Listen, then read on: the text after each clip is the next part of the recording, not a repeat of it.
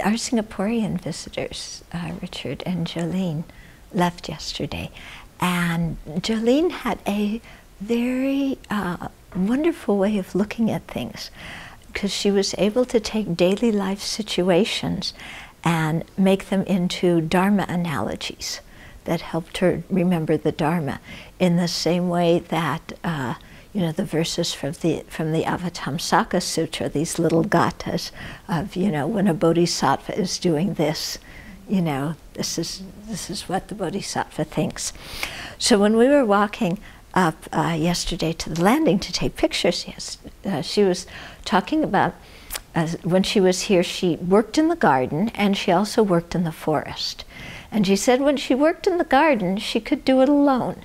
You know, she could pull the weeds out and everything was quite manageable, and she could be by herself and be peaceful and tranquil and pull the weeds out. But when she worked in the forest, she needed other people's help. She said the forest work really meant teamwork. You know, I depended on other people. I couldn't do it myself. And she said, and then I thought about my practice. You know, am I going to do my practice for myself, or am I going to do it together and for the benefit of many other people? And I thought it was a beautiful analogy, you know? Because we can go lock ourselves up, and sometimes we feel like that. Get me away from all these sentient beings so I can practice the Dharma. You know, or sometimes we just want our own nirvana. You know, forget everybody else, I want my own nirvana. Or we can realize how dependent we are. And it's true, we've all worked in the forest, huh? When you work there, you need other people. You can't do the forest work by yourself. Somebody else has to cut it, somebody else has to schlep it, somebody has to break the things, somebody has to help you lift things. You know, somebody has to even help you plan which trees to take down and where to put everything. So the whole thing of us being an interdependent community, you know, that practices together, that depends on teamwork, you know, that really comes out in the forest work.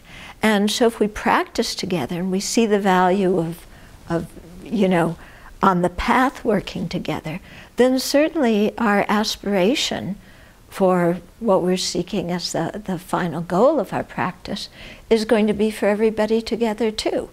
We're not going to be interested in just our own liberation. We're going to want to really take in all those other people who have been helping us in the forest, you know, so in the forest of our, you know, bodhisattva practice.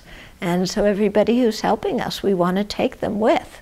All of our benefactors, all of our supporters, even the people who we don't like or the people who make fun of us or whatever, you know, we want to take them all with because we're all dependent on each other. So I think that was I was very touched by that kind of analogy and that way of you know, just daily life things and transforming them into a way to think about the Dharma. So we'll all go work in the forest. And help each other, won't we? You know? Yeah. I mean, it's true, in the garden you pick a little here, pick a little, nobody bothers you.